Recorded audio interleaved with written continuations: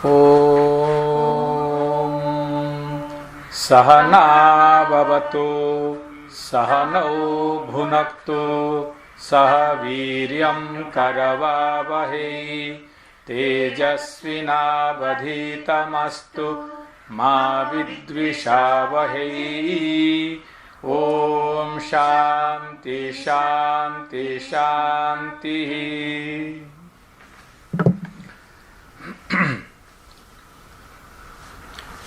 So today we are going to study Kathopanishad. 今日私たちはカタウパニシャットを勉強します。 Okay, I think you must have received the copy from Chamaru-san. チャマルさんから英書の、紙を、受け取ってくださったでしょうか。 Okay, the commentary of Shankaracharya also I think she has sent to you. そしてその中にはシャンカラーチャーリアの、注釈も書いてあったと思います。 Okay, so we are going to study the second chapter, 今日は、2章を学びます。 third canto, そして第3編です。 and verse number 17th. 節の番号は第17節です。 Okay, of course on February 15th we have already studied this verse. もうすでに2月15日にこの節は勉強しています。 But 5 months have already passed. しかしもうそれから5ヶ月が過ぎています。 And also, this is the last message or last teaching of Lord Yama. そしてまたこれはヤマ神からの最後の教え、メッセージでもあります。 Okay, so in this Kathopanishad, after teaching this, he becomes silent. そしてカタウパニシャットでヤマ神はこの後沈黙を守ります。 So being the last teaching of Yamacharya, so this topic is really important topic in Kathopanishad. ヤマアチャーリアのヤマ先生の最後の教えですので、この施設はカタウパニシャットの中でも非常に重要です。 So try to understand every word of this verse. ですからこの施設のすべての言葉を理解に努めてください。 Okay, also let us try to chant this verse 2 times. またこの17節を2回詠唱しましょう。 Okay, so I will chant and you follow. 先生が詠唱しますので続いてください。 Okay, so in your own home or people who are here, they should chant. 皆さん、ご自身のお家で、そして今ここにいる人たちと一緒に詠唱しましょう。 Angushta-matraha Angushta-matraha Purushontaraatma Sada jananam Hridaye sannivishtaha Tam swat Sharirat Prabruhet Munjadi Veshikam Dharyena Tam Vidyat Shukram Amrutam Tam Vidyat Shukram Amrutamiti. One more time. もう一度です。 Angushthamatraha Angushta-matraha Purushontaraatma Sada jananam Hridaye sannivishtaha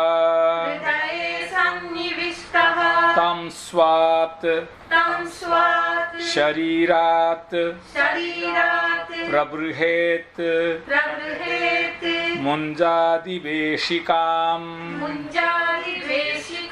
Dhairyena Tam Vidyat Shukram Amrutam Tam Vidyat Shukram Amrutamiti. Okay. So traditionally we are not supposed to separate or break the joint words. 伝統的には私たちはつながった言葉は区切ったり分けて演唱すべきでありません。Okay, when we chant a verse of the Veda, we are not supposed to break the word. ヴェーダの施設を詠唱するときには言葉、つながった言葉は分けるべきでないのが通常です。 But for easy chanting for the new students, we break in between. しかし、新しい生徒さんたちも簡単に詠唱できるように言葉を途中で区切っています。 But once you are used to the words of the verses, then you chant traditionally. しかし、一旦施設の言葉に慣れてきたら伝統的に詠唱します。 Otherwise, you will not receive the full effect of the mantra. そうしなければマントラの完全な効果が得られません。 Okay. By separating the words, one can understand the meaning very well. 言葉を区切ることによって意味はよくわかります。 But by chanting properly, one will receive the power of the mantra. しかし、正しく詠唱することによってマントラの力を私たちは得ます。 Because as you know, Kathopanishad is a part of the Veda. なぜならば、皆さんご存知のように、カタウパニシャットというのはベーダの一部だからです。 Okay. So chanting mantra or studying the scripture are the luxury for the sages. マントラを詠唱したり、聖典を勉強したりするのは聖者たちの贅沢です。 As for ordinary people, singing the karaoke is the luxury. 普通の人がカラオケを贅沢で歌うようにです。 Okay.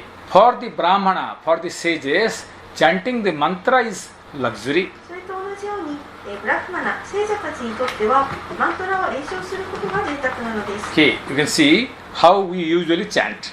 どうやって通常私たちが詠唱するか見てください。 Angushtamatra purushontaraatma sada jananam hridaye sannivishtaha tam swacharirat prabruhen munjadiveshikam dhairyena tam vidyat chukramamrutam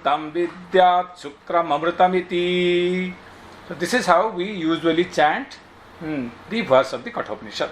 今、パンダ先生が詠唱してくださった方法がカタウパニシャットを通常詠唱する時の方法です。 Okay, so I want that one day you also will chant traditionally like this. いつか皆さんも、私たちもパンダ先生のように伝統的な方式で詠唱できるようになりたいものです。 Okay, so let us try to understand the meaning of this 17th verse. ではこの17節の意味を見ていきます。 Okay, Bhashyakara Shankaracharya, he introduces this verse beautifully. バーシャカーラであるシャンカラアチャーリアはこの施設をとても素晴らしく説明しています。 Okay, so he says, Idanim sarvavalli artha upasamharartham aha.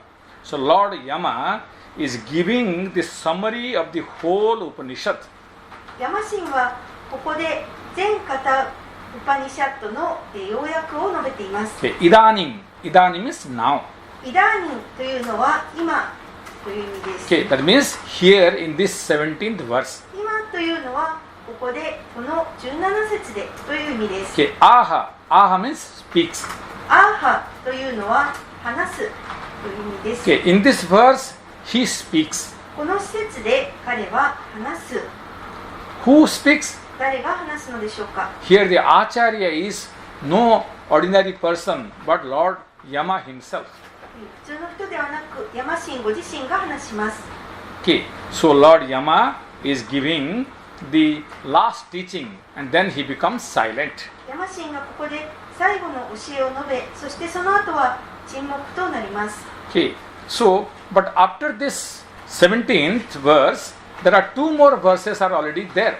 しかし、この第17節の後、もう2施設残っています。 Okay, but those two verses are not spoken by Lord Yama. しかし、それらの後の2節というのは、ヤマシンによって語られたのではありません。 Okay, then who speaks? では誰が言っていたのでしょうか。 The Shruti or the Veda speaks. それは、ベーダ、シュルティが話していました。 Okay, so here, what Lord Yama wants to speak to us? では、ここでは、この施設では、ヤマシンは私たちに何を話したいのでしょうか。 Okay, upasamharartham. So try to get some Sanskrit words also.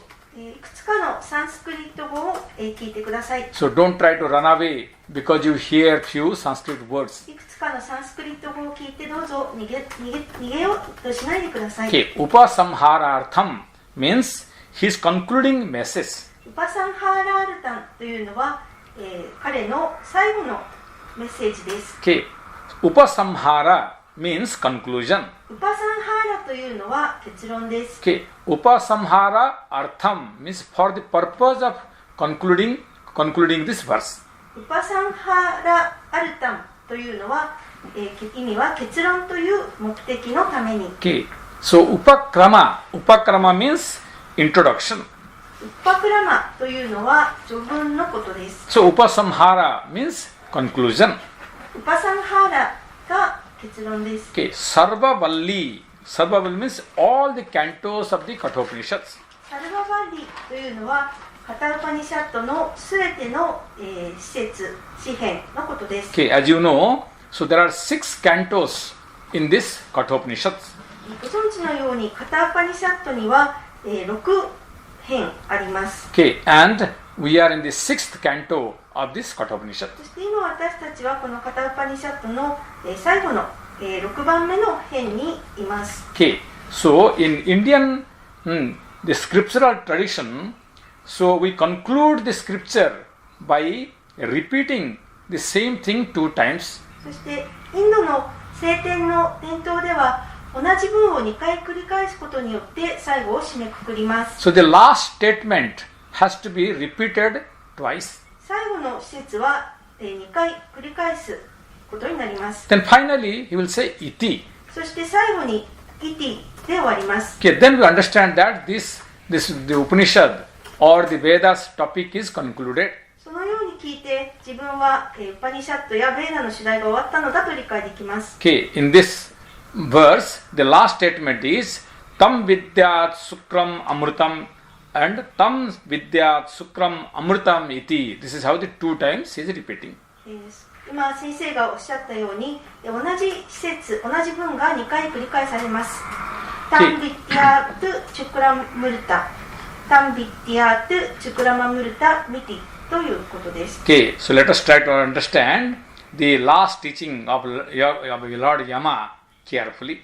ヤマ神の最後の教えを注意深く聞いてみます。 Okay, so let's put into the prose form. 3文の形式に直します。 Angushtamatra Purushaha Antaratma Jananam Hridaye Sada Sannivishtaha. So the Purusha, who is the indwelling self of all being, is in the cave of the heart of everybody. すべての生き物の内なる自己であるプルシャは、すべての生き物の心の洞窟に存在しています。 And the size is the size of a thumb. そしてその大きさは親指大であると述べます。 So thumb size, he's saying the Atma's size is like a thumb. アートマーの大きさは、親指ほどの大きさだと述べます。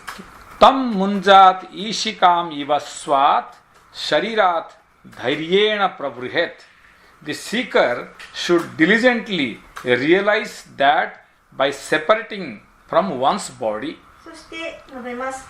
武道者はそれを、自らを肉体と分けることで熱心に悟るべきです。 How one should separate?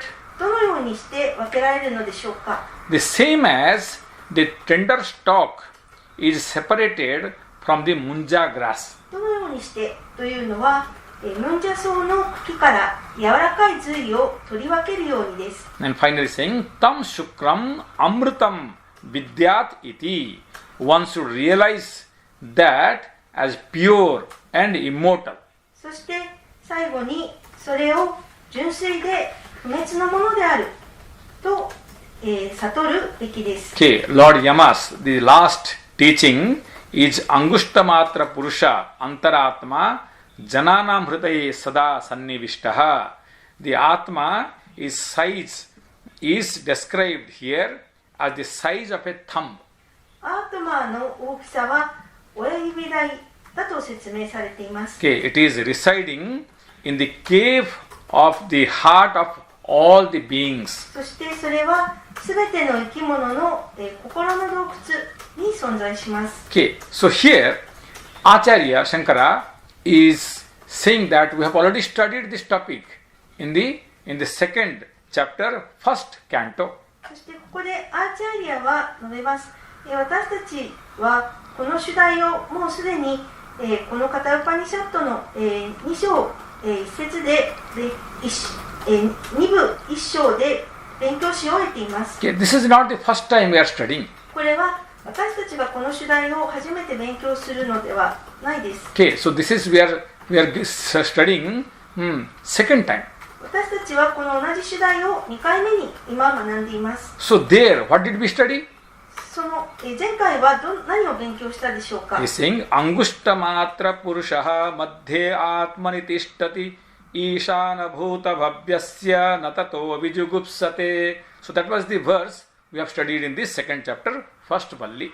今、ワンダ先生が詠唱してくださったのが、2部1章で勉強した施設です。So the same topic he is repeating for the second time as his last message. そしてその同じ主題を最後の教えとして今この施設で繰り返しています。Okay, so and this is his final message, Lord Yama's final message to us. これはヤマ神からの私たちへの最後の教えです。Okay, that means this is the most important things he wants to convey us. ということは、ヤマ神は一番重要なことを私たちに伝えたいのです。Okay, he says, don't forget this Angushta Matra Purusha at any time. 彼が言います。このアングシュタマートラをいついかなる時も決して忘れないでください。Okay, this point Acharya Shankara is telling at the beginning of his Bhashya. この点を、アーチャリア・シャンカラは彼の注釈の中で一番最初に述べています。Okay, so Acharya is saying here, Angushta Matra Purushaha Antaratma Sada Jananam Sambandhini Hridaye Sannivishtaha Yatha Vyakhyata. Means already, so he has been, the Yamacharya has taught us. これはもうすでに、山先生が私たちに教えていることですとアーチャリアは述べます。Yatha Vyakhyata means has already been explained before.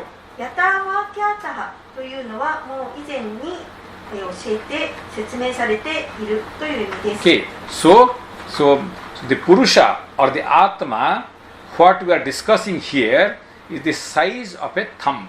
ここで私たちが今勉強しているプルシャやアートマというのは親指大の大きさです。Okay, so and it is the thumb.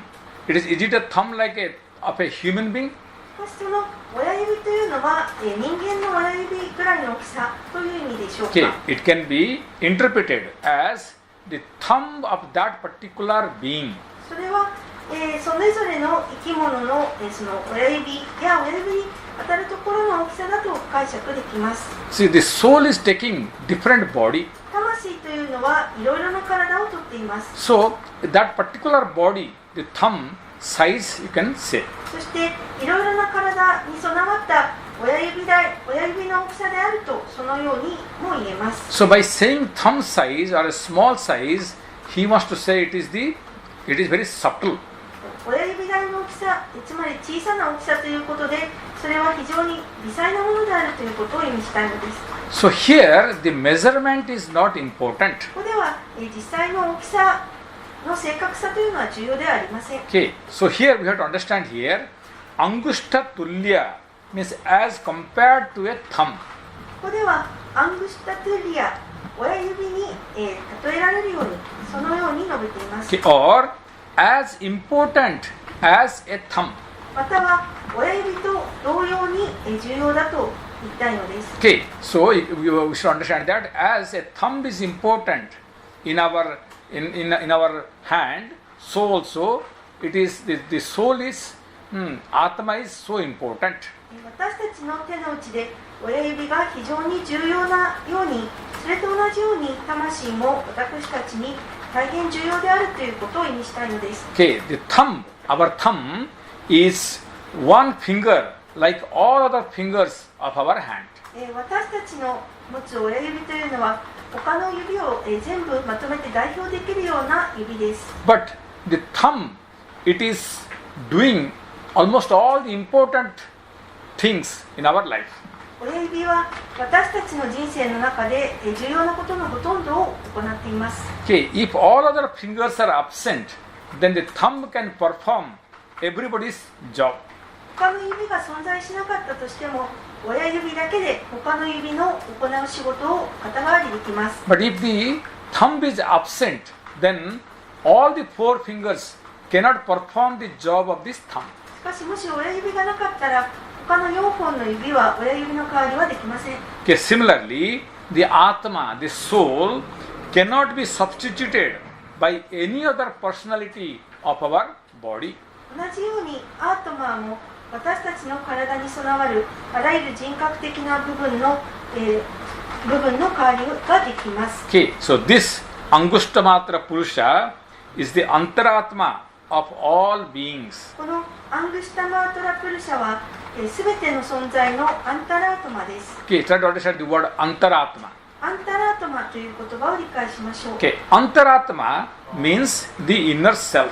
アンタラートマというのは内なる自己の意味です。 Okay, or what we say in normal language as the soul. または私たちが通常使う言葉で言えば魂という意味です。 So this Purusha, what is under discussion here, the Purusha is the inner self of all beings. この今学んでいるプルシャというのはすべての存在のすべての生き物の内なる自己です。 Okay, here Sada Jananam Hridaye Sannivishtaha.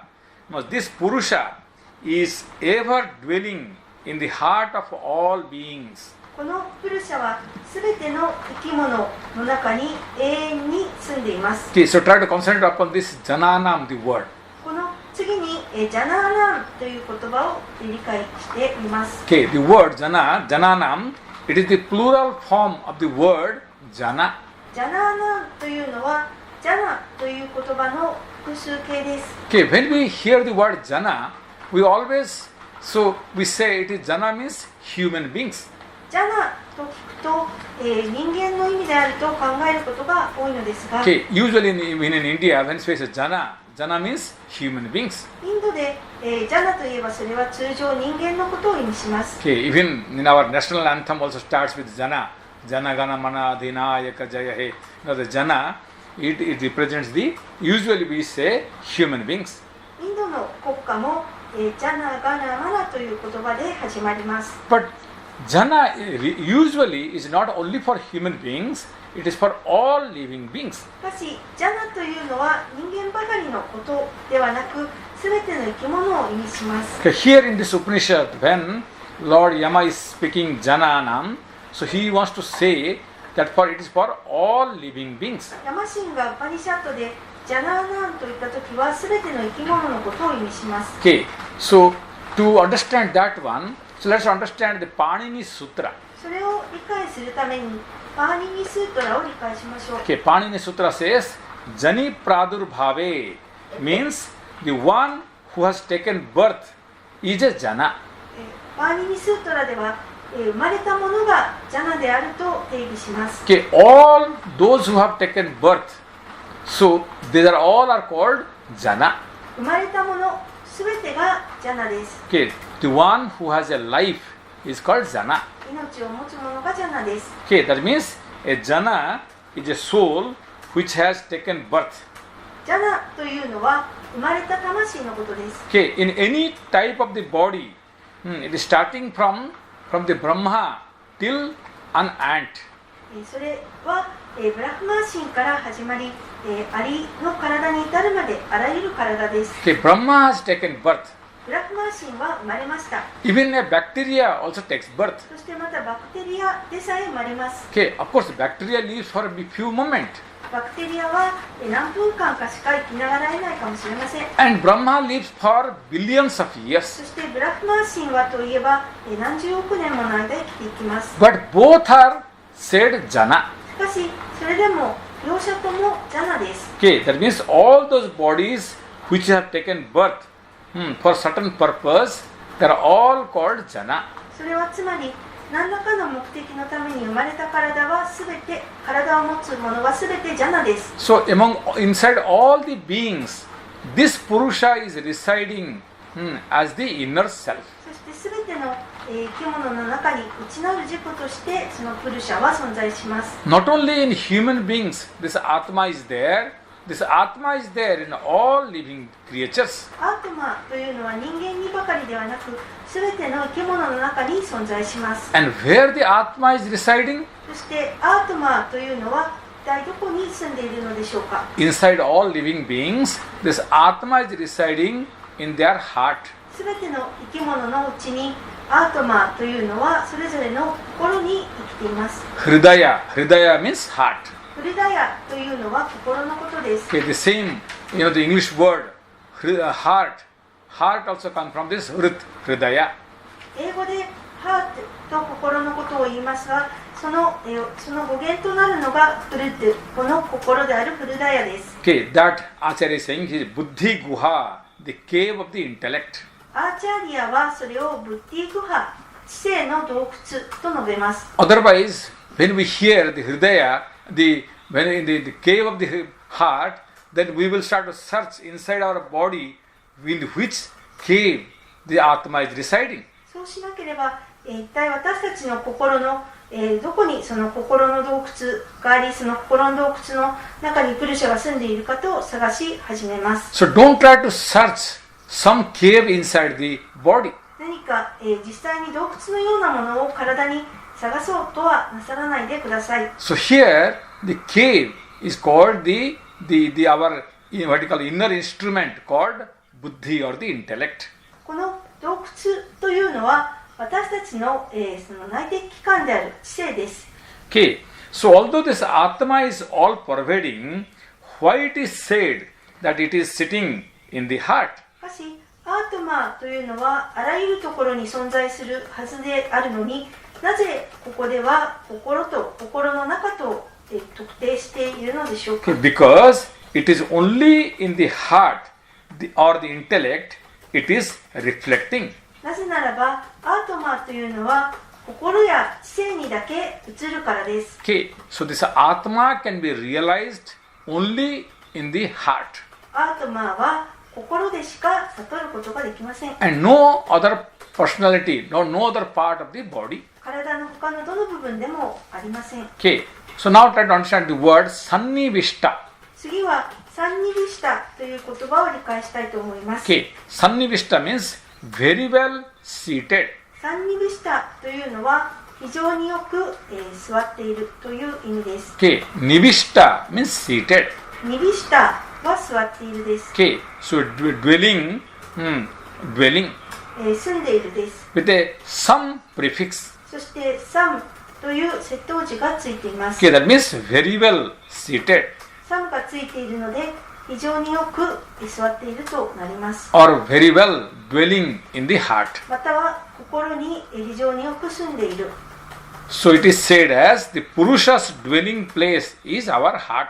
プルシャが住んでいる場所は私たちの心の中です。 Okay, so is this Purusha or the Atma is sitting once in a while in our heart?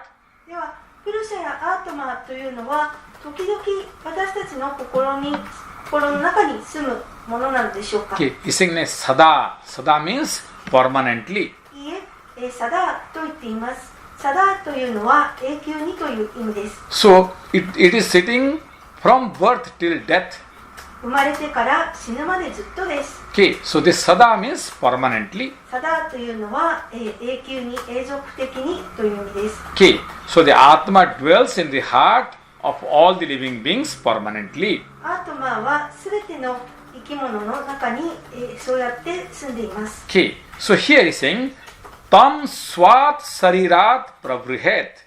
One need to separate that Atma from the body. そして述べられているのは、そのアートマを人は肉体と分けるべきである。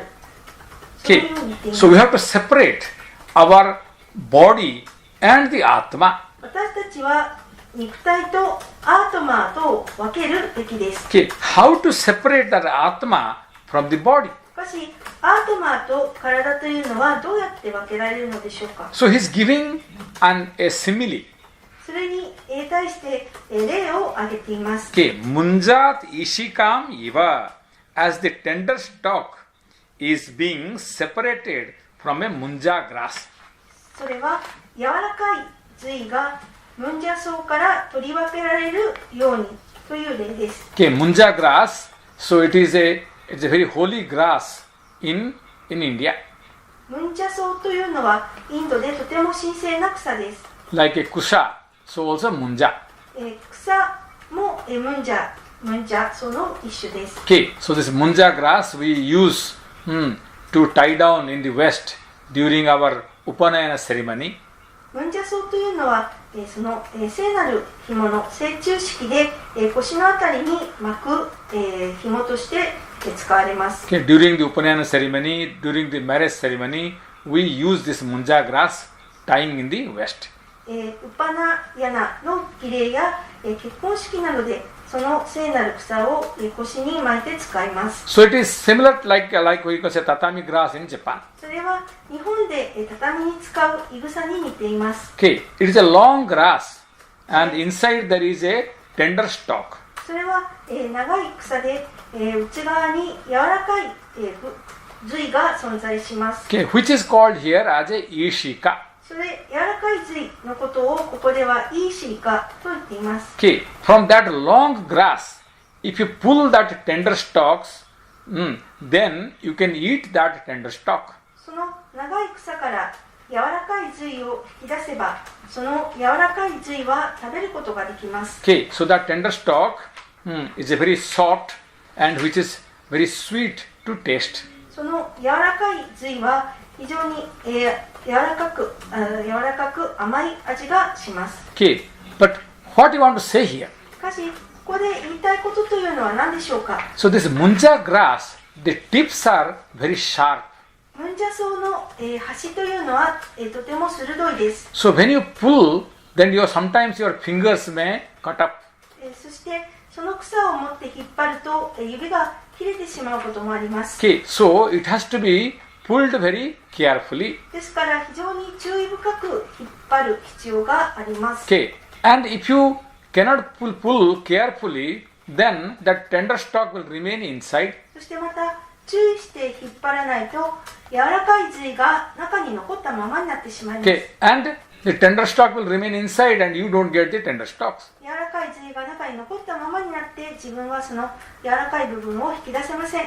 Or otherwise, your finger will get cut. またはそうでなくば自分の指が怪我をしてしまったりします。 So one has to be very careful in pulling the tender stalk out from the munja grass. ですから非常に注意して慎重にその柔らかい髄の部分をムンジャ草から引き出すことが必要になります。 Okay, similar to that munja grass, one need to separate the atma from the body. それと同じようにムンジャ草から出すのと同じようにアートマを肉体から引き出すべきです。 So that carefulness has to be observed. その注意深さということが重要になります。 Okay, but don't imagine that something is really atma is something physical thing which you need to pull out from the body. しかしアートマを実際に体から引き出すことができるような何かその物質のようなものとして考えることはできないです。 Okay, like we pull out the tender stalks from the munja grass, similarly don't imagine physically the atma is there in the body and you need to pull out that. ムンジャ草から髄を引き出すように、それと同じようにアートマというのも肉体から引き出せるんだなと、そのように想像することはあっていません。 Okay, in that case, what Lord Yama wants to teach here, what to be pulled out? それであれば、ヤマ神は何を教えたいのでしょうか、何を引っこ抜けと言っているのでしょうか。 Okay, here the word prabruhet, the word prabruhet has to be understood. そこで私たちはプラブルヘイトという言葉を理解すべきです。 Okay, prabruhet means separate. プラブルヘイトというのは分けるという意味です。 Okay, how to separate? どうやって分けるのでしょうか。 Okay, here Acharya is saying vivekena means by the discriminative, the power of discrimination. それをアーチャーリアはビベイケーナで識別能力の力でと説明しています。 Okay, may one separate the Atma from the rest of the personality by the power of discrimination. 識別能力の力でアートマーを、備わる、他の人格的な部分から分けることができます。 Okay, Sharira, the word, you must be saying the very famous word, Sharira. Sharira means the Siryate, it is Sharira. That one day which is going to finish, end, that is called Sharira. シーリアってイティシャリーラと言われますが、いつか終わりを迎えるものが、肉体、体、シャリーラです。 Okay, so one day this physical body is going to end. いつか肉体というのは終わります。 Okay, similarly, this, when you say body or the Sharira, we have three bodies or the three Shariras. シャリーラ、肉体、体というとき、体には3つあります。 Okay, so here Yamacharya is trying to say the Sharira means not only the gross body but all the three bodies. ここで、山先生が言いたいのはシャリーラということで、その粗大な体ばかりではなく他にも体があるということを意味したいのです。 Okay, three bodies are the Stula Sharira, the gross body. 3つの体と言っているのはまず、粗大な体と言われる肉体があります。 Sukshma Sharira, the subtle body. スークシュマシャリーラと言っているのは微細な体です。 Karana Sharira, the causal body. そしてカーラナシャリーラというのは原因の体です。 So, I am the Atma which is different from all these three bodies. 私はアートマーでそれらの体、3つの体のどれでもありません。 Okay, all the three bodies will end at the certain time. 3つの体というのはすべてある時終わります。 Okay, the gross body will die immediately after the death. 粗大な体というのは死を迎えた時にすぐに死ぬものです。 The subtle body and the causal body will die at the time of enlightenment. そして微細な体と原因の体は悟りの時に死にます。 Okay, but I, the one Atma which remain permanently. しかし私自身、アートマーである私自身は永遠に残ります。 This is how one should meditate. それを自分は瞑想すべきです。 All these three body will disappear, but I will not disappear. 3つの体はすべて消滅しますが、私自身は消えません。 Because I am that Atma or the Purusha. しかし、なぜならば私はそのアートマー、プルシャであるからです。 Okay, by saying the Sharira means all these three bodies will disappear one day. シャリーラという言葉を使うことによって、それらの3つの体というのはいつか終わりを迎えるのだということを意味します。 But I, being the Atma, the Purusha, remains permanently. しかし、プルシャやアートマーである私は永遠に残ります。 Okay, this discrimination is necessary to realize the Atma. この識別がアートマーを悟るために必要です。 I hope you understand this point. この点を分かりいただけたことを願っています。 Okay, all the three Shariras are ephemeral. すべての3つの体というのは一時的なものです。 So by the time, all the three bodies will disappear. 時間が来れば3つの体はすべて消えます。 But the time has no capacity to end me. しかし時間には私を終わらせる力はありません。 Okay, so this point is what is explained here from the word called Prabruhet. この点がここで使われているプラブルヘイトという言葉によって意味されています。 Okay, Prabhuhet separate means realize yourself that you are different from those bodies. プラブルヘイト、分けるというのは自身を、それら3つの体とは別のものだと、それを悟れという意味です。 Okay, I, the Atma, is different from my body, from my mind, and from my intellect. 魂である、アートマーである私は肉体でも感情でも知性でもありません。 I am different from all the desires and all the karmas. 私は欲望でもカルマとも、どの欲望ともカルマとも違います。 Okay, my body is suffering or enjoying all the karmas of this life. 私の、体は、この、人生のカルマを楽しんだり苦しんだりします。 Okay, but I, the Atma, is free from all these bondages. しかし、アートマーである私はそういった束縛からは完全に自由です。 Okay, so this has to be realized. それが悟るべき内容です。 Okay, how to realize? どうやったら悟れるのでしょうか。 Okay, here again, Lord Yama is saying the word dhairyena. ここでヤマ神はまたダイリエーナという言葉を使っています。 Okay, so try to understand here the word dhairyena. ダイリエーナという言葉を理解してみてください。 Okay, so we have already studied. So there are so many times about the kaschit dhira pratyagatmana maikshat. You know the dhira word we have studied many times. 私たちはもうすでにディーラという言葉は何回か勉強しています。 So dhira is who is called a wise person. ディーラというのは賢者のことを意味します。 So why a wise person is called dhira? なぜ賢者、賢い人のことをディーラと呼ぶのでしょうか。 Because this wise person has dhairya. なぜならばその賢者はダイリアを持っているからです。 Okay, dhairya quality makes a person dhira. ダイリアという質がその人をディーラにします。 Okay, saying dhairyam buddhi vrittim rati grinhati iti dhira. So dhairya we also called patience.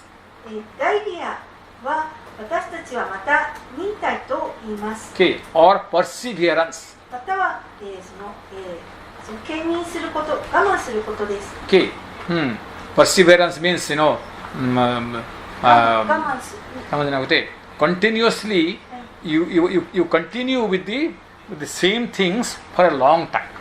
その、同じことを、長い間継続する忍耐力のことです。Okay, so as you know that there is a very famous word, the perseverance is the key to all success. その、忍耐する力、それがすべての成功の鍵です。 Okay, you can get anything in this world if you have this perseverance quality. この、忍耐力という、質を持つならば何でも得たいものを得ることができます。 Okay, and that person who has this perseverance is called dhira. その忍耐力を持っている人のことをディーラと呼びます。 That means one who has acquired the quality of dhairya is a dhira. ダイリアの性質を得たのがディーラと呼ばれます。 Okay, so what is this dhairya quality? では、ダイリアの特質というのは何でしょうか。 Okay, for explaining this dhairya, Bhashyakara is giving the word called apramadena. それを説明するためにバーシャカーラはアップラマーデーナと言っています。 Okay, for explaining dhairya, so Bhashyakara is using the new word called apramada. ダイリアを説明するために、バーシャカーラは新しい言葉アップラマーダという言葉を使っています。 Okay, to understand the word apramada, let us understand the word pramada. ではアップラマーダという言葉を理解する前にまずプラマーダという言葉を理解したいと思います。 Okay, when we commit mistake, then we say it's a pramada. 私たちが間違いを犯すとき、それをプラマーダと呼びます。 Okay, as we know, our life is full of pramada, mistakes. 私たちの人生というのはご存知のように多くの過ちがあります。 Every moment we make mistakes. 毎週私たちは何らかの間違いをしています。 Okay, so life is called full of pramada. 人生は、この、プラマーダだらけです。 Okay, then why do we commit the mistakes in our day-to-day life? しかしではなぜ私たちは日常生活において間違いを犯すのでしょうか。 Okay, it is because our mind is not in the steady condition. それはなぜならば私たちの思考機関が安定した状態にないからです。 Okay, when the mind is under control, then we cannot make any mistakes. 思考機関が制御されているならば間違いは起きません。 Okay, so here apramada means when we don't commit any normal mistakes. アープラマーダの意味は普通の間違いを犯さないことです。 Okay, that means a dhira, a wise is one who has disciplined one's mind. ディーラ、賢者と呼ばれるのは自らの心を鍛錬した人のことです。 Okay, I think understand the point here. Dhira means the one who has disciplined one's mind controlled one's mind is called a dhira. ディーラと呼ばれるのは、思考を制御して、思考を収めた人のことです。So how one can discipline one's mind? 一体どうやったら自分の思考機関を制御できるのでしょうか。 Okay, if one has completed the karma yoga, then one can discipline the mind. もしカルマヨガを収めたならば思考機関を制御することができます。 Or if you have completed the yoga sadhana, the Patanjali yoga sadhana, then you can discipline your mind. またはパタンジャリの、ヨーガサーダナ、ヨーガの修行を収めれば思考機関を制御できます。 So to realize the Atma, the disciplining the mind is important. アートマーを悟るのためには、思考機関を制御していることが重要になります。 So this is the main clause to get the realization. それが、悟りを得るための、最も、主要な条件です。 Okay, of course, for getting any success in the life, you need to discipline your mind.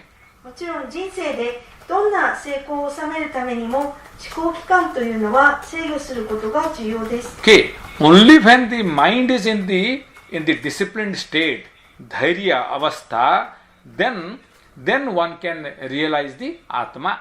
思考機関が、制御されて、ダイリアバスターになって初めてアートマンを悟れます。 Then one can discriminate between the Atma and Anatma. Atma and which is not Atma.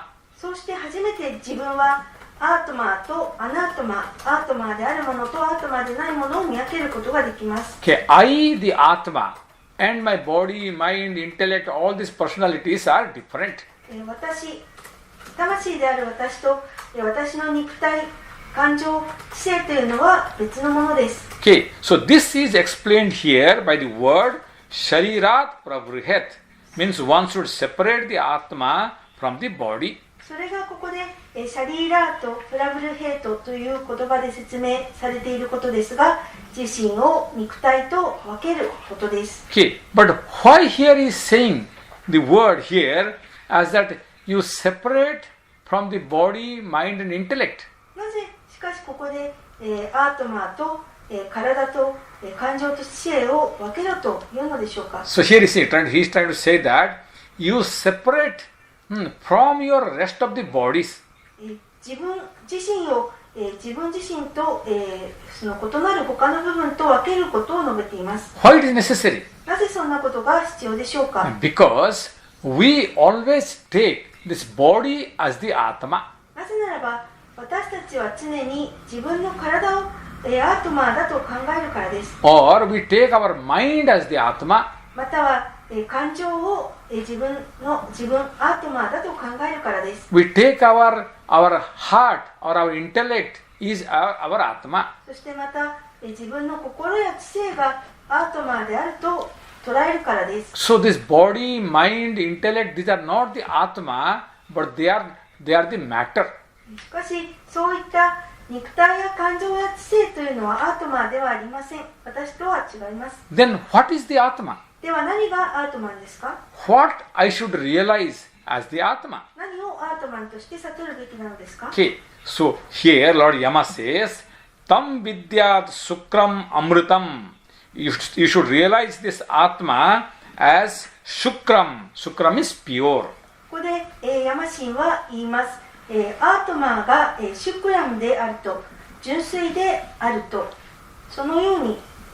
Okay, Shukram. Shukram means pure. シュクラムというのは純粋という意味です。So Atma is Shukram means Atma is pure. アートマーがシュクラムというのはアートマンが純粋であるという意味です。 That means our body is not pure. ということは、つまり私たちの肉体は純粋ではないということです。Okay, because our body is stinks.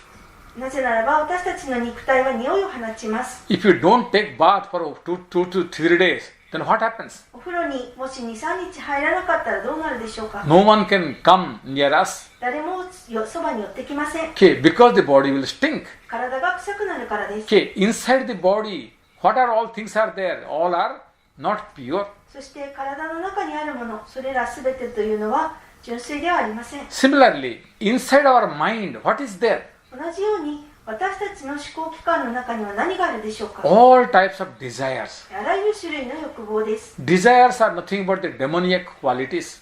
欲望というのは悪魔的性質そのものに他なりません。 Okay, none of these desires are pure. 欲望というのは何も純粋なところはありません。 So, Atma is pure and everything else is impure. アートマンが純粋であるのに対し、その他すべてのものは不純です。 Second word he is saying Amritam. そして2番目の言葉、彼が言っている2番目の言葉はアムルタンです。 Immortal. 不滅の不死のという意味です。 Even this English word immortal is coming from this again, same Amrita. 英語のイモータルという言葉もアムルタという語から派生しています。 Okay, the root is same. 語源が同じです。 Okay, anyway, so the Atma is pure and immortal. アートマーというのは純粋で不滅のものです。 But the body, mind and intellects are impure and mortal. しかし、肉体や感情や知性というのは不純であり死すべきものです。 Okay, all my impurities are due to this. So the desires which are stored in these instruments.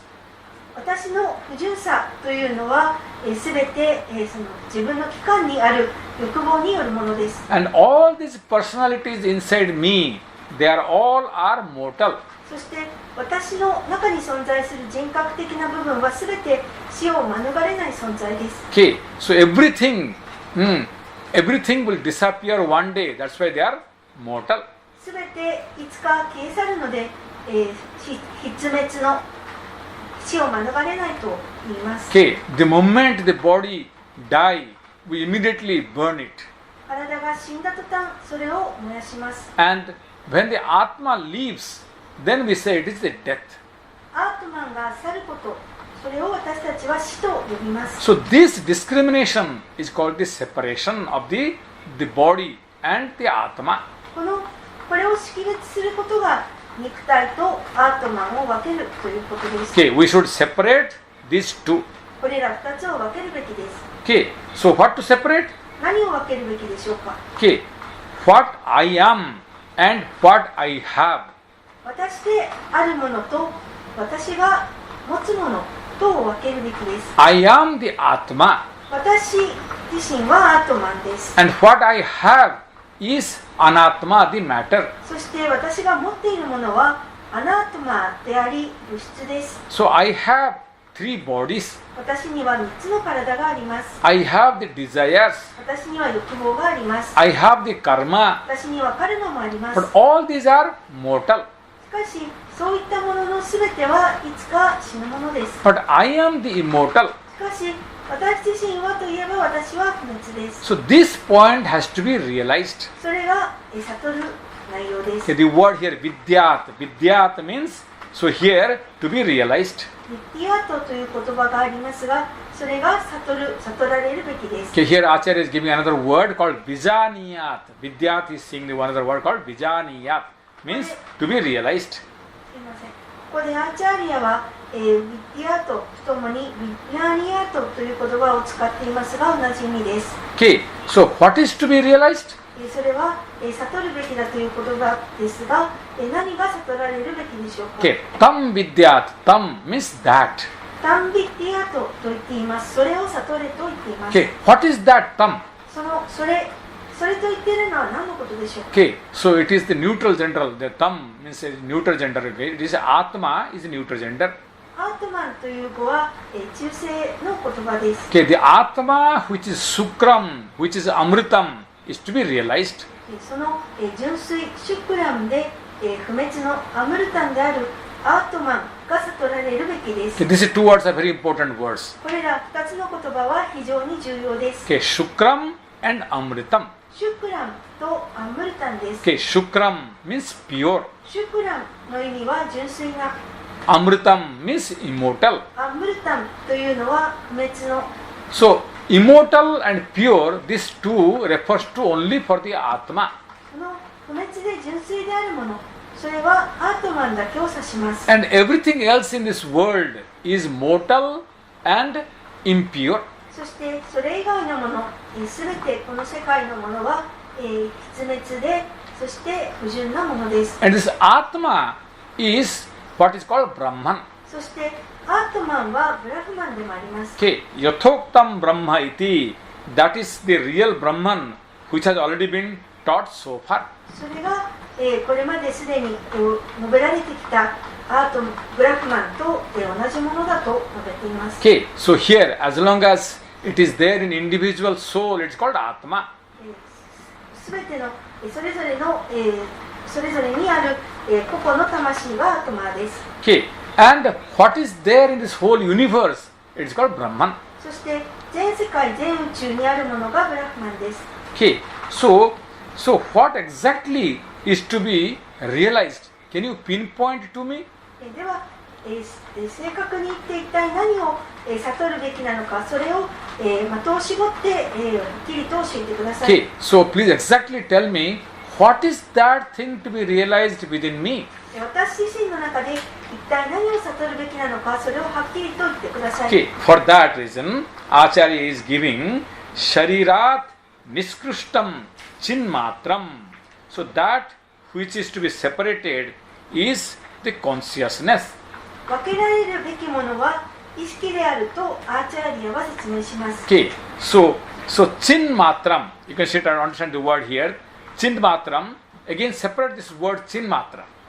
チンマートランという言葉ですが、この語を分けてみます。 Okay, it is a joint word, so separate. これはつながっている言葉なので、分けてみましょう。 Chit plus Matram become Chinmatram. チットとマートランが合わさってチンマートランになっています。 So Chit means consciousness. チットは意識のことです。 Matram means only マートランというのは何々のみ、単独での意味です。 or alone.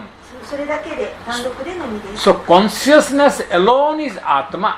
意識のみがアートマーです。 Okay, within me, within my personality, the consciousness alone is Atma and rest all are Anatma. 私という人格の中でアートマンだけが、その、意識であり、他は、全てアナートマ、アートマでないものです。 Okay, as we have studied before, the word Tanmatra means Tat plus Matra become Tanmatra.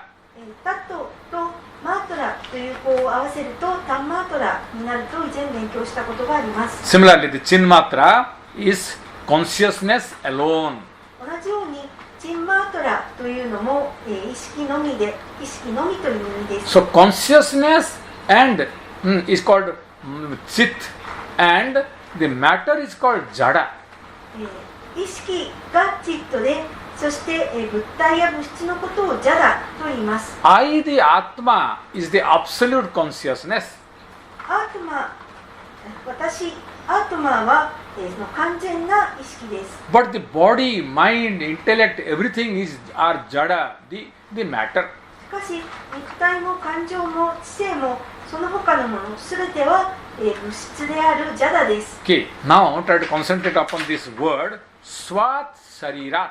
では次にスワート・シャリーラートという言葉に注目してください。 Okay, it means within one's own body. それは、自らの、体の中にという意味です。 Okay, Swat, Acharya says, Atmiyat, one's own.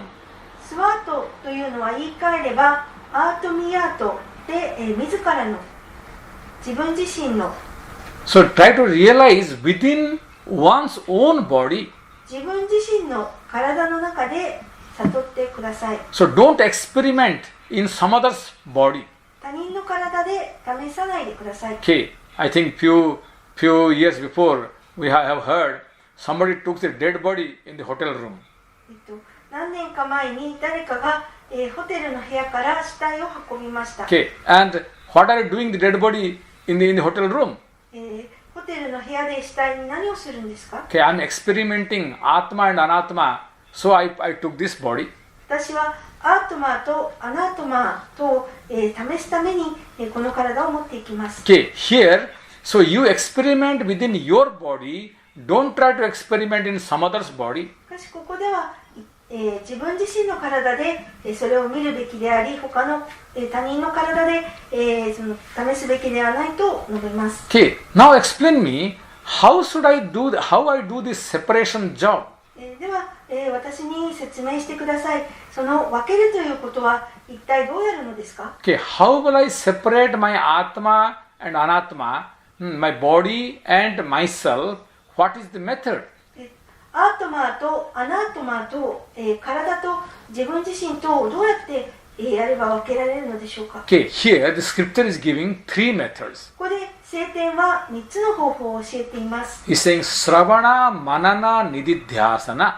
シュラバナ、マナナ、ニリリヤサナの3つです。So, Shravana means listening. シュラバナというのは聞くことです。So, listen from the scriptures. 聖典から聞くことです。Listen from the teacher. または先生から聞くことです。Okay, so what you listen? 何を聞くのでしょうか？ Okay, listen that Atma is eternal. アートマンが永遠であることです。Atma is consciousness. アートマンが意識であることです。 So, all these things, first you listen from the scriptures, from the teacher. こういったことをまずはじめに聖典や先生から聞きます。 Okay, so then you do the manana. そして次にマナナをします。 Manana means meditation. マナナの意味は瞑想です。 Okay, so you meditate upon that Atma, what you have listened from the scriptures. 聖典から聞いた、そのアートマンを瞑想します。 Okay, then you do the Nididhyasana. そして次にニディリヤーサナを行います。 Nididhyasana means realization.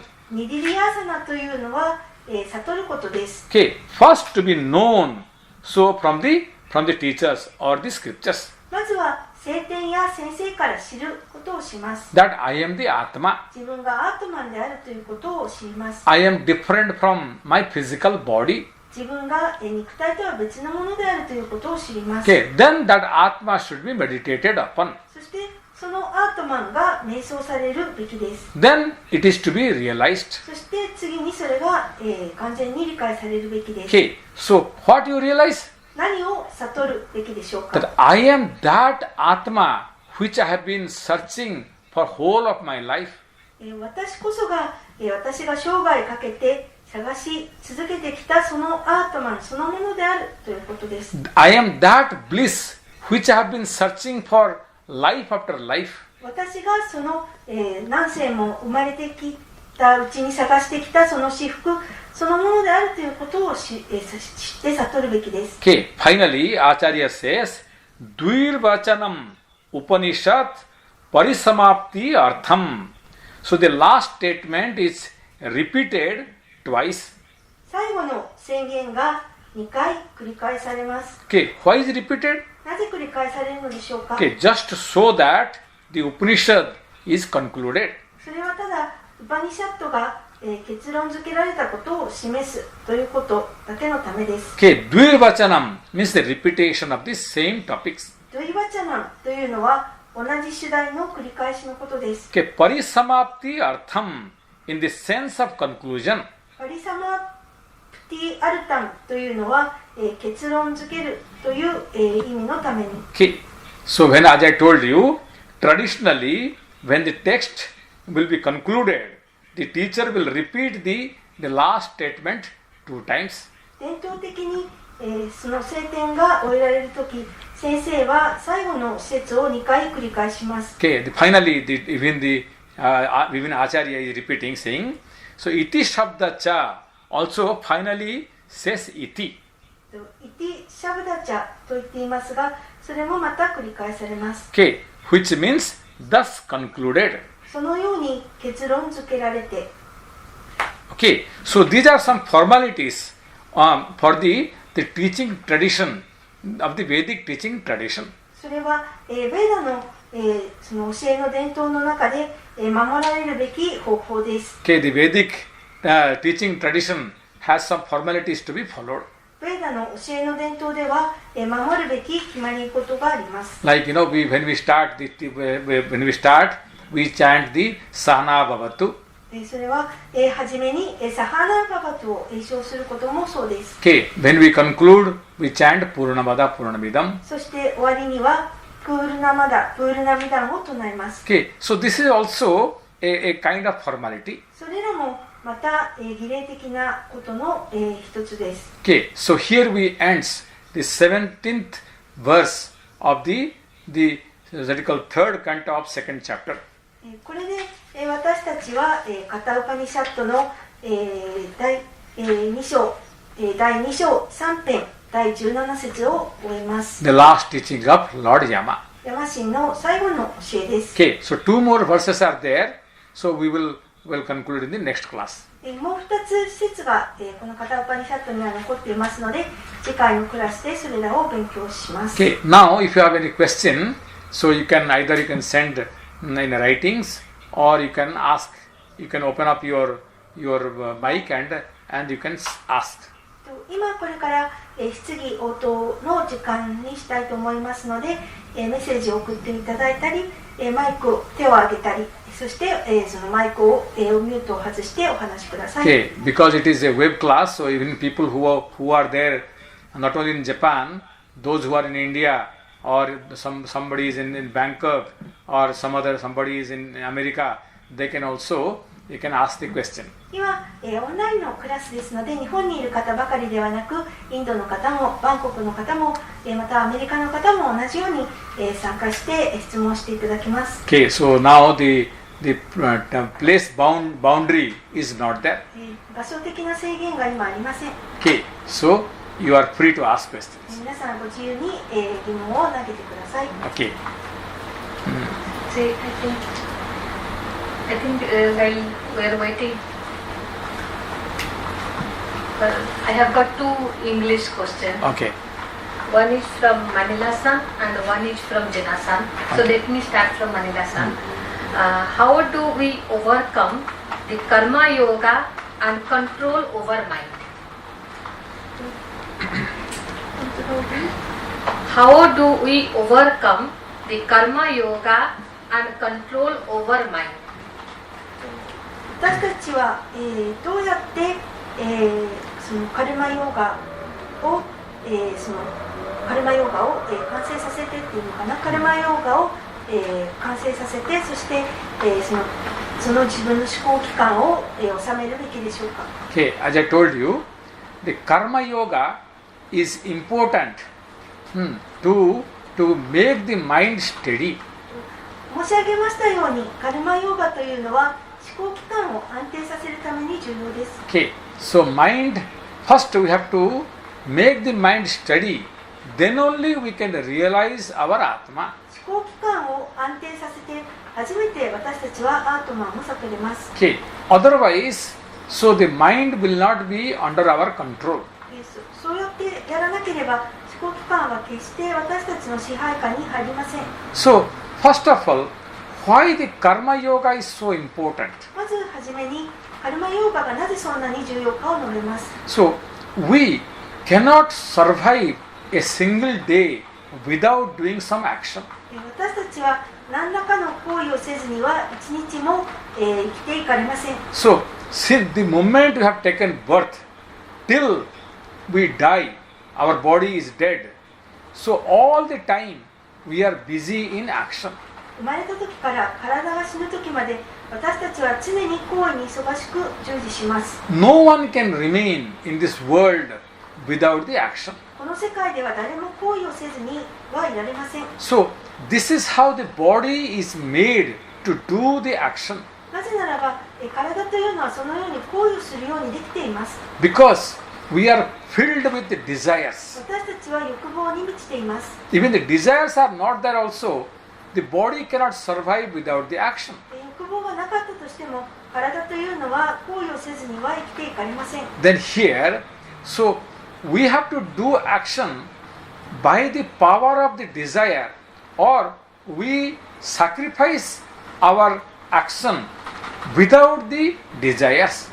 私たちはでは、欲望によって行為をすべきでしょうか、それとも欲望を犠牲にして行為すべきでしょうか。 So here we have two choices. 私たちには2つの選択があります。 Okay, do the action by the force of the desires, 欲望の、その力によって行為をするか、which is called the Kamya Karma. それはカンミャカルマと呼ばれる行為です。 Kamya Karma means desire prompted action. カンミャカルマというのは欲望によって、促される行為です。 Okay, so the desire is prompting and we are doing the action. 欲望が私たちをせき立てるので私たちは行為を行います。 Okay, by doing this desire prompted action, Kamya Karma, then we get caught in the bondage of the cycle of the birth and death. そうやって、欲望によってせき立てられる、カルマを行為を行うことによって私たちは輪廻転生に縛り付けられます。 Okay, more you do the action, the desire prompted action, the desires will increase 10 times. 欲望によって行われる行為をすればするほど、その欲望というのは10倍にも増えます。 So one life, two life is not enough to complete all our で desires. すから、そのように増えた欲望は1回や2回生まれ変わっただけではどうにもできません。 Okay, we will take birth again and again and again just to complete those desires. 私たちが何回も何回も何回も生まれて、ただ、その何回も生まれるのはそれらの欲望を消費するためです。 Okay, that's why Upanishad is suggesting don't do the desire prompted action. ですからウパニシャットが進めているのは欲望によって、促される行為はすべきでないということです。 So do the karma yoga. カルマヨーガを行いなさいと言っています。 So how the karma yoga is different from the karma which we do by prompted by the desires? ではカルマヨーガというのは欲望によって行われるカルマとはどう違うのでしょうか。 Okay, so those karma which we do by karma yoga are called the niskama karma. カルマヨーガによって行われる行為というのはニシュカーマカルマと呼ばれます。 Okay, it's not kamya karma but niskama karma. カーミャカルマ、欲望によってではなくニシュカーマカルマです。 Okay, niskama, no kama means no desire is there. ノーカーマ、そのニシュカーマというのはそこに欲望がないということです。 Okay, so by that, if you think all the action you are doing for the Lord of the universe, then what happens? Then you will get the freedom from the bondage. 自分のすべての行為は全世界の主のためにということで行えば、自分がどうなるかといえば束縛から解放されます。 Okay, that's why we say when we do some puja, we say what? Sri Parameshwara Prityartham. For the what do you call, to satisfy the Lord of the universe, I am doing this karma. それを表していますが、私たちが、その礼拝の儀礼でプージャで何をするかというと、全世界の主の満足のためにシリパラメーシュワラプリティアルタンと言っています。 Okay, right now we are doing the karma to please our desires. 今私たちが行為であるカルマを行うのは欲望を満足させるためです。 To please our family members. または家族を喜ばせるためです。 For pleasing the society. または社会に喜んでもらうためです。 Okay, to please somebody, we are doing the action. 誰かをそうやって喜ばせるために私たちは今行為をしています。 And finally, nobody is pleased with our action.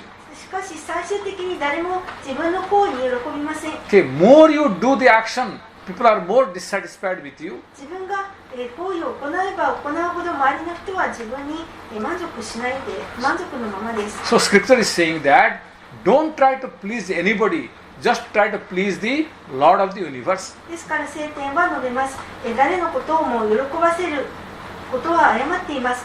全世界の主を喜ばせてください。 Okay, and Lord is pleased with the little things. そしてまた全世界の主というのはほんの些細なことで満足します。 So just offer your ego and Lord is pleased. ただ自分のエゴを捧げさえすればそれで喜んでくれます。 Okay, go to a temple, Shiva temple, pour some water and Lord Shiva is pleased. シバ神のお寺に行って水を少しかけただけでシバ神は喜びます。 Even a poisonous flower you offer to the Lord Shiva and he is happy. 毒がある花をシバ神に捧げたとしても喜んでくれます。 But give $1 million to your family, they will not be happy. しかし100万ドルを家族にあげたとしても彼らは喜びません。 Okay, that's why, so do all the action for the particular for pleasing Lord of the universe, that is called karma yoga.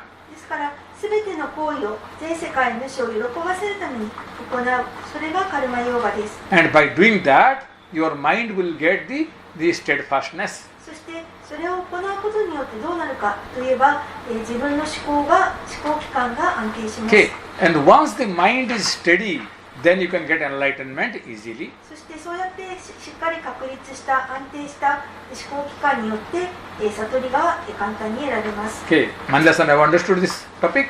マニラさん、今ので答えになっていたでしょうか。 Okay. Yes, thank you. Okay. じゃあ次、大越さんが。はい。ここで不死を悟るということを純粋さを悟るという意味なんですけど、2つの質問なんですけど、まず1点目なんですけども、不死を悟るというのは自分が知らないっていうことが分かる、このことを悟る感じなんでしょうか。どんな感じなんでしょうか。それが1点目で、2点目の純粋さを悟るについてなんですけど、純粋さというのは欲望がないということが分かったんですけど、欲望がなくて何か他のものがあるんでしょうか。その2点についてしたいです。Did you hear? First question was like to realize immortality, amarta. Does that mean that to realize that I won't, like I never die, I never face the death? And the second question is, what about what is it that to realize purity? Does it mean that you have no desire? Or if there is no desire, is there something else instead of those? Okay, the first one is the To realize immortality. immortality. Okay, so here, our life, we are always afraid of the death. 私たちは人生でいつも死を恐れています。 Okay, all the time, everybody is afraid of the death. 常に全てのものが死を恐れます。 What is the death? 死とは何でしょうか。 Death means I'm going to finish.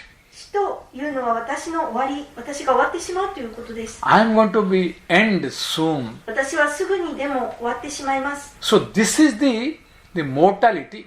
それが、滅する、失滅ということです。 Okay, so the mortality is a big fear in our life. この死を免れないというのは私たちの人生において、最大の恐怖です。 That's why here Lord Yama is teaching here. So you are not going to die. そのためにヤマシンが教えているのは、あなたは決して死ぬものではありません。 Your body is going to die. あなたの肉体が死にます。 You are the Atma who is immortal. あなたは不滅であるアートマンです。 Okay, so there is no death for you, but you are the immortal. 死というのはあなたにとって存在しません。あなたは不滅です。 Okay, so this is called the immortality of the Atma and mortality of the body. それがアートマの不滅性であり、肉体の失滅性です。 Okay, when the death happens, so what we see? 死が起こるとき、私たちが見るものは何でしょうか。 The soul goes away. 魂が去ることです。 Okay, and the body is been burnt そして肉体が燃されます。 or buried. または埋められます。 So the body totally destroys, but the soul disappears. 肉体が完全に壊されても魂は去っていきます。 Okay, of course we don't see where the soul is disappearing. もちろん私たちは目でその魂がどこかに消えていくのを見るわけではありません。 Okay, because the soul is invisible to our naked eyes. 魂というのは私たちの肉眼には見えないものです。 Okay, so that's here scripture is explaining us that the soul, I the Atma is immortal. ですから聖典が私、魂である私というのは、不滅の永遠のものであると述べます。 Okay, here the immortality of the soul is talked first. まずここでは、魂の不滅さが先に述べられま Okay, す。 amritam. Amritam means no mritam, amritam, no mortality. 死ぬということがないなムルタン、滅するということがないという意味のなムルタンがムルタンです。 So don't be afraid of that you are going to die. ですから、私は死ぬんだと恐れないでください。 Okay, so you are not going to die, your body is going to die. あなたは死ぬことは、決してありません。あなたの肉体だけが死と命します。 Similarly, the second word is saying that here is called the purity. The purity, I, the soul, Atma is pure. そして、魂である私、アートマンである私は純粋です。 Okay, my body is made from the 5 elements which stinks.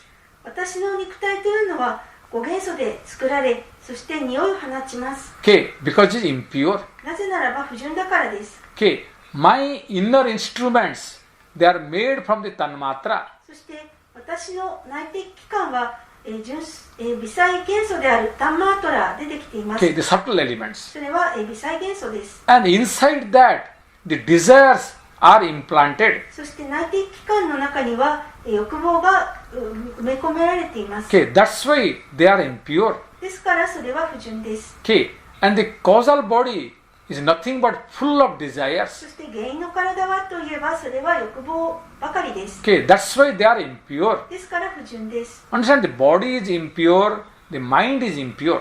肉体は不純で、そして、思考器官も不純です。 The causal body is impure. そして原因の体も不純です。 But I, the soul, the Atma, is ever pure. しかし、魂である私、アートマンである私は、永遠に純粋な存在です。 The consciousness, the Atma, never stinks. 意識やアートマンというものは決して匂いを放つことはありません。 So desire cannot stick to this Atma. 欲望はアートマンにくっつきません。 Okay, that's why this is called the Amrita.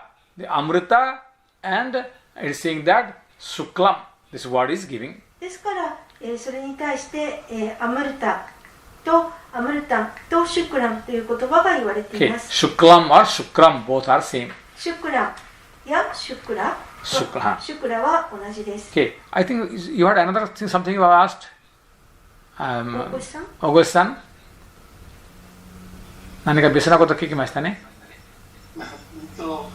すいません、先天とかヤマシンからアートのは不滅だって聞いて勉強して分かるのは分かるんですけど、私は知らないっていうことを実感できる瞬間があるんでしょうか、悟ると。私は知らないんだっていうことが教えられたからじゃなくて、自分で分かるようになるのかっていうことをお尋ねしたいです。I am the eternal, so this you can realize very easily. 私は永遠であるということを容易に悟れます。 Okay, so I, the soul, is eternal. That you can, if you put little logic, you can understand. 魂である私が永遠であるということは、少しの理論をそこに用いれば容易にわかります。 This is not my first birth, and this is not my last birth too.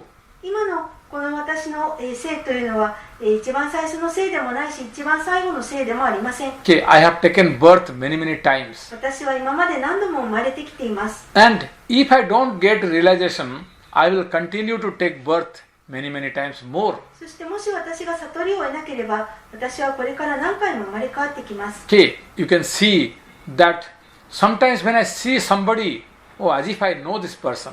誰かを見たとき、まるでその人を知っているかのように感じることがあります。 Okay, when you meet your somebody very dear, you understand, oh, this is not the first time I'm meeting this person. まるで知っていたかのように感じます。この人はとても親しく感じます。 Okay, are you meeting your parents for the first time? 自分は自分の父母に初めて出会ったのでしょうか。 Are you meeting your family members your wife, your children for the first time? 自分の、家族、妻や子供には初めて出会ったのでしょうか。 Okay, are you getting everything so for the first time? すべて自分は初めて得ているのでしょうか。 Okay, everything has a correlation. すべてに、関係があります。 Okay, so this you can understand. Oh, that means I have taken birth many times. そういったことから、自分というのは何回も生まれてきているのだと理解できます。 Okay, yes. ありがとうございます。もう一つの純粋さなんですけど、アートマンは、匂いを放たないし、欲望も持たないということで、純粋ということで、何にも持ってないということでしょうか。Although the soul, the Atma, doesn't have anything, at the same time, everything remains in Atma.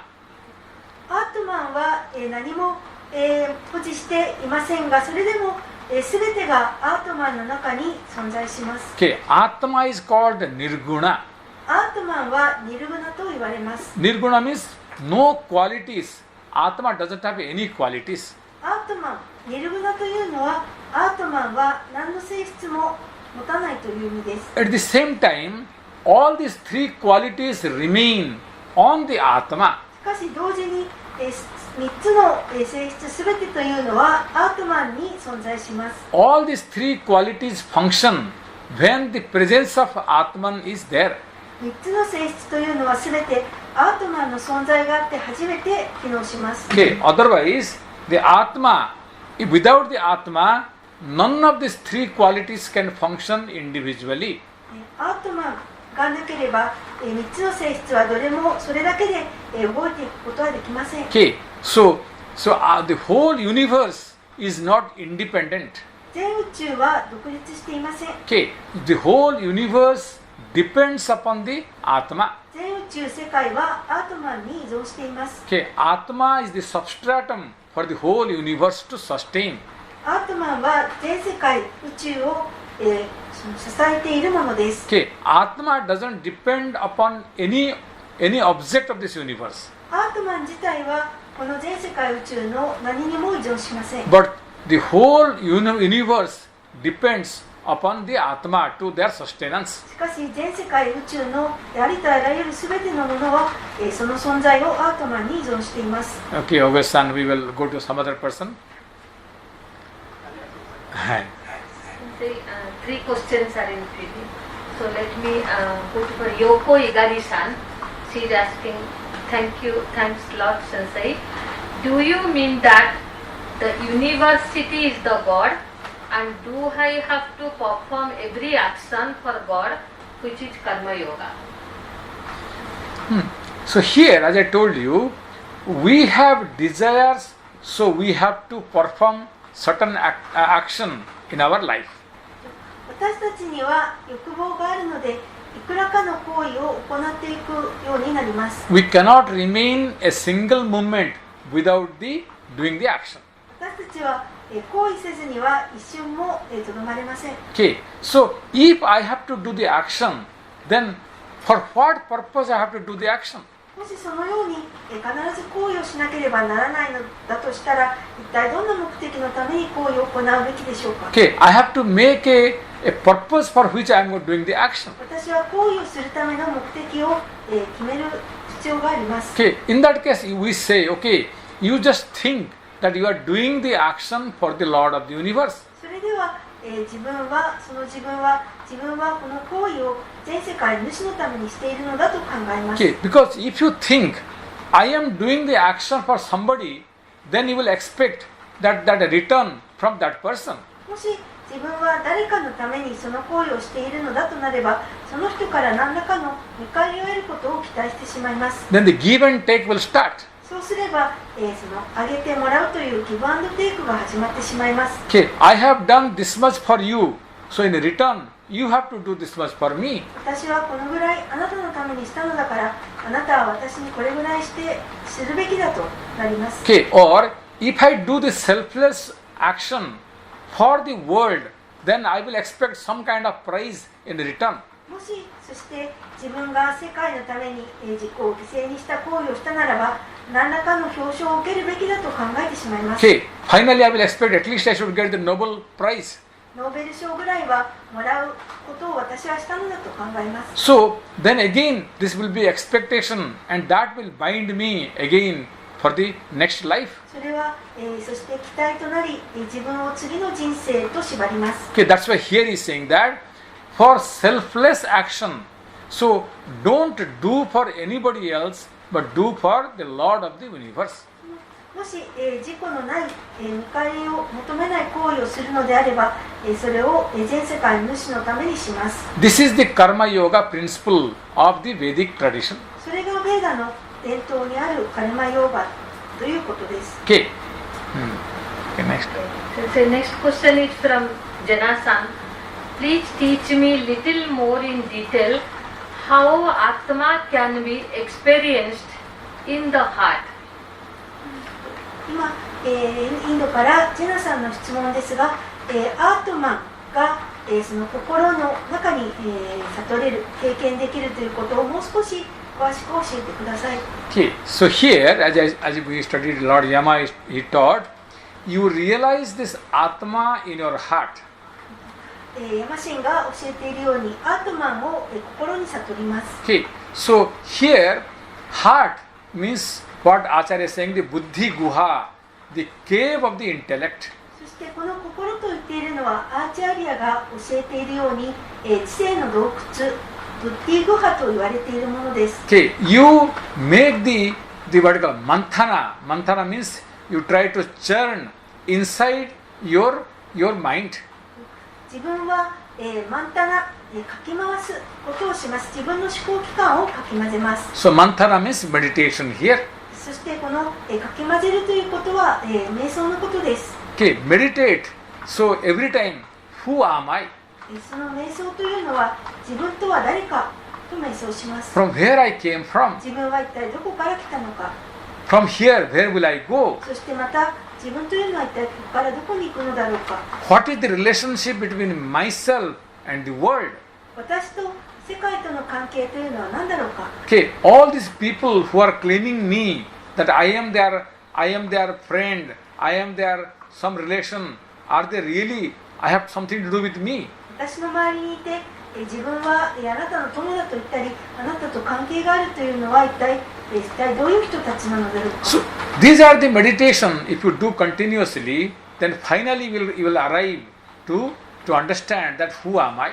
こういったことをずっと瞑想し続けるならば、最終的に自分とは誰かという答えに行き着きます。 Okay, this method, our scripture says, Sravana Manana Nididhyasana.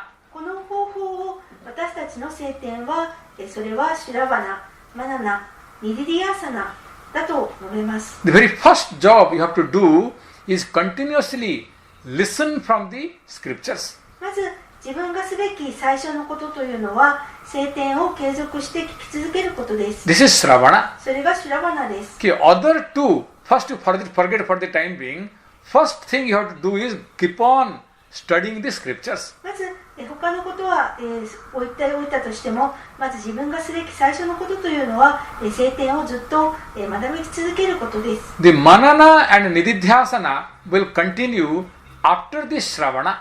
マナナとニディディアーサナはシュラバナの後に続きます。 Okay, just continue every day. Find some times to study the scriptures. 毎日時間を見つけて聖典を学びます。 Okay, whether it is Upanishad or some Purana or Mahabharata, Ramayana, some scripture, you keep on reading for some times. ウパニシャットでもプラーナでもマハーバーラタでも、ラーマーヤナでもいいのですが、何らかの時間を見つけて聖典を学んでいきます。 And study of the scripture will give you, they will empower you to go for the Manana and Nididhyasana. そして聖典の、力が、自分にマナナとニディディアーサナをさせます。 Okay, this is the first job you have to do is keep on studying the scriptures daily. まず自分がすべき最初のことというのは、日々聖典を学び続けるということです。 Okay, So I think the time isあと一つ One more question, Tomomi Kaneko-san. okay. はい、前の人生で欲望を制御してきて欲望を満たすことが必要な人はいるのでしょうか。前の人生でで、もう一回読んでください。はい、前の人生で欲望を制御してきた人が、欲望を根性でその満たすことが必要で生まれてくる人っているんでしょうか。制御して前のin their last life, like those person who controlled, who suppressed their desires, but now they born again and they need to fulfill desire. Is that like a possible case? Okay, so there are some sages who already completed the desires in the last life. こういった聖者たちもいます。前回に生まれた時も欲望はすべて制服しました。Okay, or you can call the incarnations. またはそういった者たちは化身と呼ばれることもあります。Okay, so either the incarnations or the sages, they don't have desires of the last life. 化身や聖者と呼ばれる人々は欲望を持っていません。 But they have a purpose to take birth. しかし彼らには生まれてくる目的があります。 And their birth is not painful like our birth. そして彼らの誕生というのは私たちの生のように苦しみに満ちていません。 Okay, so their births are from the very beginning, they are with the bliss.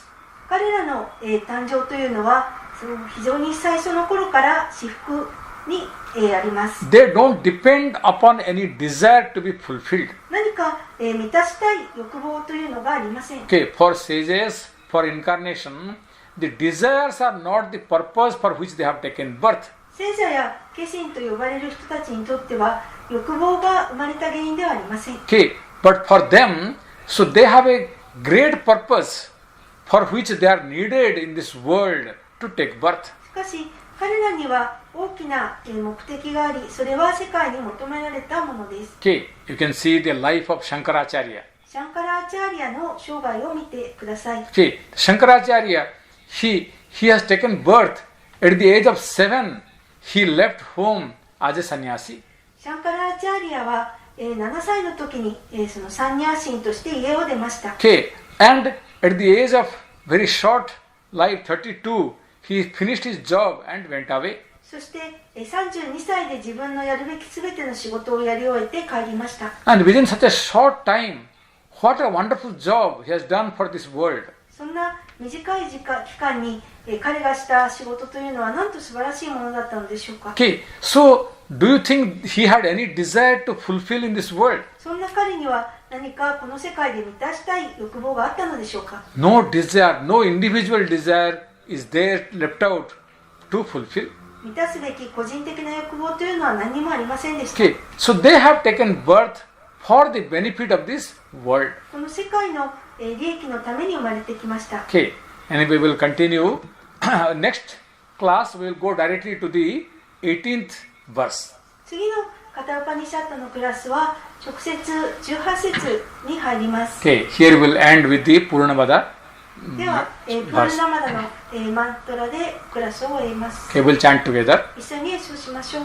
Om Purnamadaha Purnamidam Purnat Purnamudachyate Purnasya Purnamadaya Purnameva Vasishyate Om Shanti Shanti Shanti Harihi Om Shri Gurubhyo Namaha Harihi Om